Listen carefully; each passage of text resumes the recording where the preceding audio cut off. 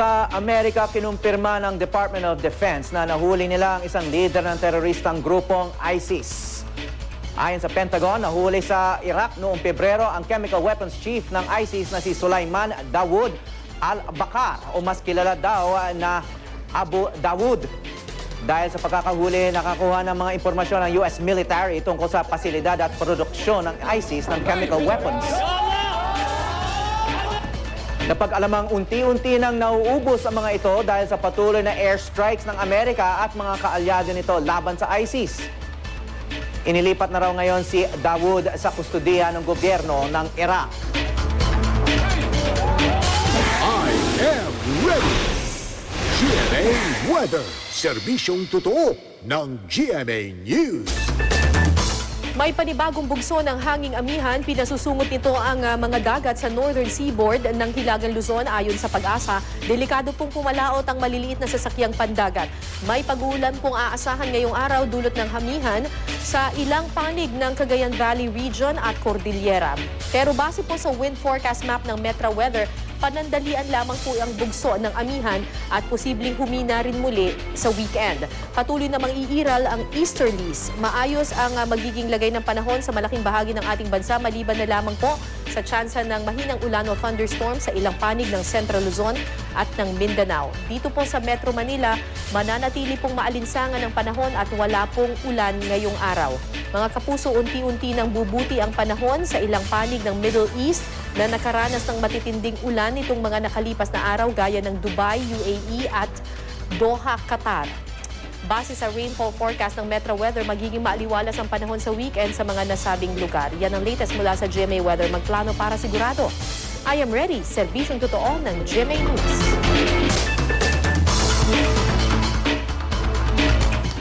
Sa Tandang Sora, Quezon City, nang kasunog sa isang patuyuan ng kahoy sa barangay Upper Banlat. May news to go si Jay Sabal. Dahil sa pagtutulungan ng mga residente, napigilan ang paglaki ng sunog sa isang patuyuan ng kahoy sa Upper Banlat sa Tandang Sora, Quezon City. Kwento ng mga residente, mag-aalauna ng umaga nang mapansin nilang may makapal na usok sa lugar.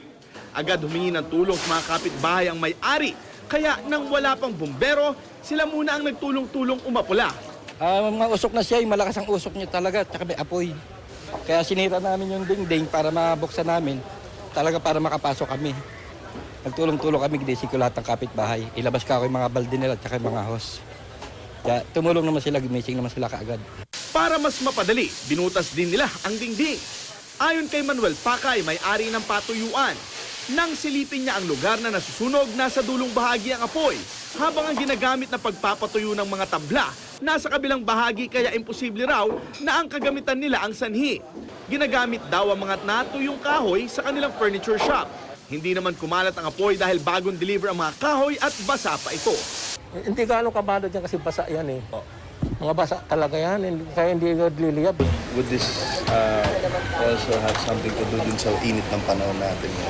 Yun nga sir, ngayon mainit ang fire prevention ngayon. Sana mag-ingat tayo, lalo paggamit ng mga apoy, ng mga mainit na bagay. Sana po lagi natin checkin o bago tayo matulog, i-clear natin na safe na ang kapaligiran. Jay Sabale, GMA News. Nagkasunog din sa Barangay 125, Caloocan City, natupok ang isang abandonadong bahay na tambayan umano ng mga gumagamit ng iligal na droga. May news to go si Athena Imperial. Ang nasunog na bahay, ginagawa umanong tambayan ng mga gumagamit ng ipinagbabawal na gamot, ayon sa ilang residente. Natutulog sila dyan eh, mga tricycle boys sa 7 yun eh. Tapos ginagawa ng pot session dyan minsan, pagtanghali. Kaya hinala ng ilang residente na iwang kandila ang dahilan ng sunog. Pasado 2:00 ng madaling araw nang gisingin daw ni Mang Naf ang mga kapitbahay dahil sa sunog. Isang bahay pang nadamay sa sunog kung saan 3 pamilya ang nakatira. Akala namin hindi tutuloy sa kwan eh. Akalito eh. Wala namang nasaktan sa insidente. Naapula ang sunog pasado 3:00 ng madaling araw. Yung pinagmulan dito is under investigation pa. Sabi nila may mga nakapasok na ibang tao dito.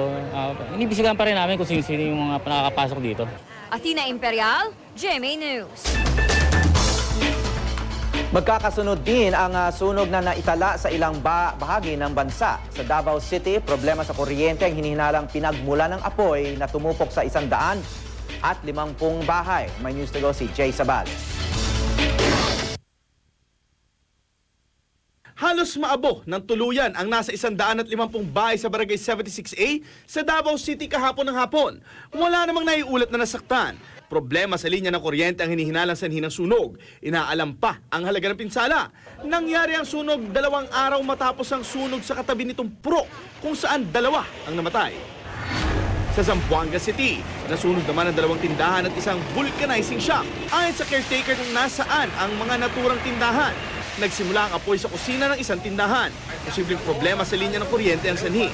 Tinatayang nasa 72,000 piso ang halaga ng pinsala. Wala naman nasaktan.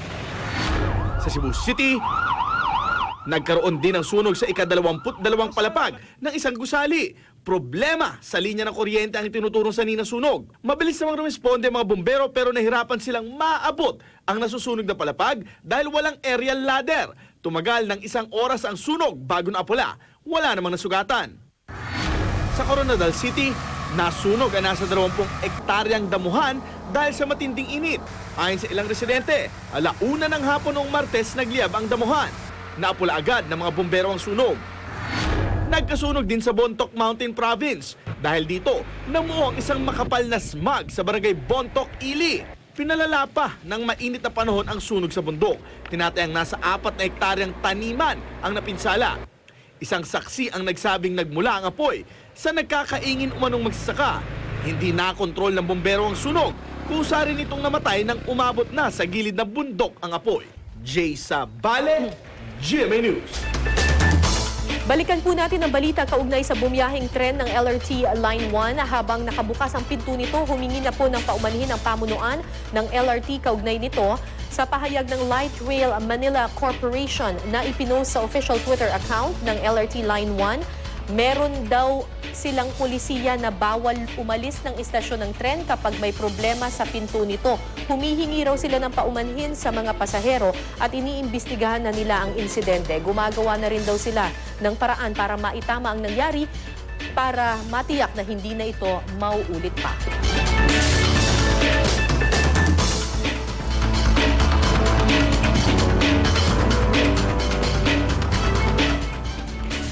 Sa Patagonia na bahagi ng Argentina at Chile sa South America, bumagsak ang mga malalaking tipak ng yelo mula sa isang dinarayong glacier sa lugar. Kabilang ang Perito Moreno Glacier na ito sa Los Glaciares National Park sa Patagonia. Pero paglilinaw ng isang institusyon sa Argentina na nag-aaral tungkol sa mga yelo, ang pagguho ay hindi dahil sa climate change, kundi dahil sa isang natural na pangyayari. Katunayan ng pagbagsak ng yelo talaga ang dinarayo ng mga turista. Paliwanag ng mga eksperto, natural daw na umuusad ang glacier sa lawa sa lugar hanggang sa tuluyang mahaharangan ang daloy ng tubig. At dahil sa puwersa ng tubig o current, nabubutas nito ang glacier sa gitna, kaya nabubuo ang arko ng yelo. May 200 glacier ang glacier park na ito at itinuturing na pinakamalaking continental ice extension sa mundo, kasunod ng Antarctica.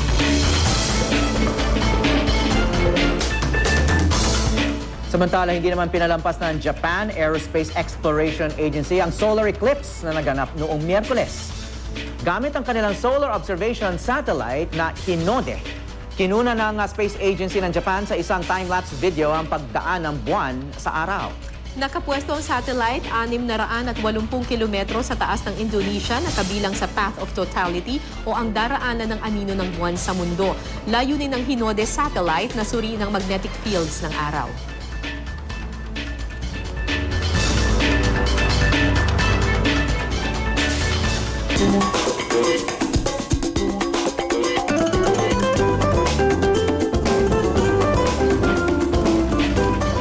Bukod sa magandang tanawin na hatid ng Bulkang Mayon sa Albay, dinarayo roon ng ilang turista ang all-terrain vehicle ride adventure. Ayon sa mga turista, sulit daw ang off-road experience dahil nasa paanan lamang ng Mayon ang lugar na ito kung nasaan ang mga ATV ride. Kitang-kita din nila ang ganda ng tinaguriang World's Most Perfect Cone. Ayon sa nangangasiwa ng ATV rides, mas dumarami ang turista ngayong papalapit na ang tag-init. Maaring makasakay sa ATV rides ng 3 oras sa halagang 3,000 piso. Tiniyak naman ng nangangasiwa sa lugar na ligtas ang aktibidad.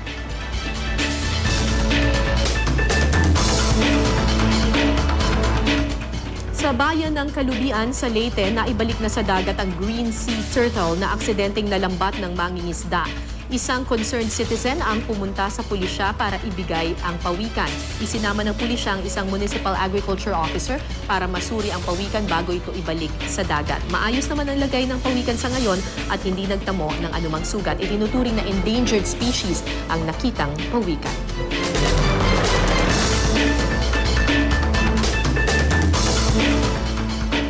Ang ating parting tweet ngayong umaga ay pagpupugay kay dating Senate President Jovito Salonga. Hindi man siya lubos na kilala ngayon ng makabagong henerasyon, tahimik naman niyang ipinagpatuloy ang kanyang sinimulan noong panahon pa ng martial law. Naging aktibo si Salonga sa pagtataguyod ng mga organisasyon at pagsasalita sa harap ng mga estudyante. Paalala niya, nagsisimula sa sarili ang pagbabago ng bayan. Ayon kay Salonga, we cannot have a higher standard of ethics in public service unless we have it in the source, in ourselves as a people.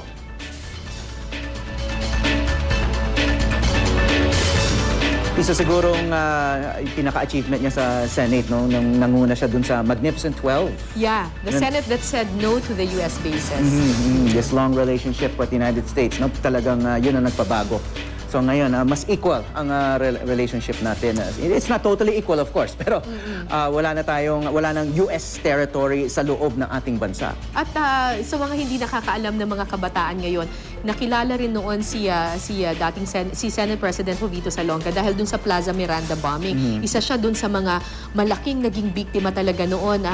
He lost his eyesight, yung isang mata niya, tapos nabingit na yung pandinig niya, tapos pati yung kamay niya. Pero hindi ito nagpapigil sa kanya para makipaglaban pa rin para sa demokrasya, kalayaan at katarungan dito sa ating bansa. And that was fairly early in his career, no? August 21, 1971, yung Plaza Miranda bombing. Lubos po kaming nakikiramay sa mga iniwan sa pamilya po ni Senador Jovito Salonga. Oras-oras alam niyo, balita on air at online. Impormasyong magagamit nyo dahil kayo'y on the go. Maaari nyo rin kaming mapanood abroad sa pamamagitan ng GMA Live TV at GMA News TV International. Bisitahin din po ang aming Facebook page at i-follow ang aming official Twitter account. Samahan niyo ulit kami sa Lunes, alas 9 ng umaga. Ako po si Howie Severino. Ako po si Cara David, naghahatid ng News to Go.